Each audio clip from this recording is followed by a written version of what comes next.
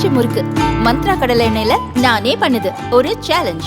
உங்களால இந்த மாதிரி முறுக்கு செய்ய முடியுமா? மந்த்ரா கடலை எண்ணெயில முறுக்கு செஞ்சு பாருங்க. ஓகே.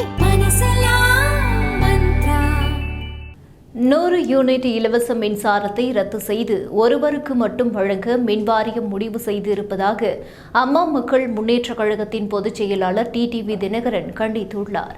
இதுபற்றி அவர் வெளியிட்டுள்ள அறிக்கையில், ஒரே வளாகத்தில் இருக்கும் ஒன்றுக்கும் மேற்பட்ட மின் இணைப்புகளை ஒன்றாக இணைக்கும் முடிவை மின்வாரியம் கைவிட வேண்டும்.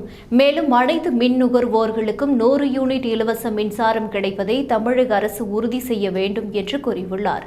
அவர் மேலும் கூறுகையில், ஒரே பெயரிலோ அல்லது ஒரே வளாகத்திலோ இருக்கும் மின் இணைப்புகளை ஒன்றாக இணைக்கும் மின்வாரியத்தின் முடிவால் சென்னை போன்ற பெருநகரங்களில் வாடகைக்கு குடியிருப்போர் வழக்கமாக செலுத்தும் மின் கட்டணத்தை விட மும்மடங்கு கட்டணம் செலுத்த வேண்டிய சூழல் உருவாக்கியுள்ளது.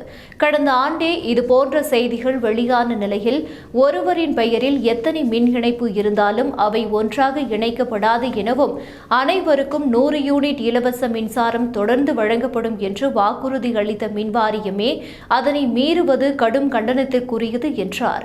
மேலும் ஆட்சி பொறுப்பேற்ற 3 ஆண்டுகளை கடந்த பின்பும் தேர்தல் வாக்குறுதியில் அறிவித்த மாதம் ஒருமுறை மின் உபயோகம் கணக்கிடுவதை நிறைவேற்ற முன்வராத திமுக அரசு நீண்ட காலமாக வழங்கப்பட்டு வரும் 100 யூனிட் இலவச மின்சாரத்தையும் ரத்து செய்ய முடிவு எடுத்திருப்பது ஏழை எளிய நடுத்தர மக்கள் மீது கூடுதல் சுமையை ஏற்றும் என மின்சார வாரியத்தையும் திமுக அரசையும் டிடிவி தினகரன் கண்டித்துள்ளார்.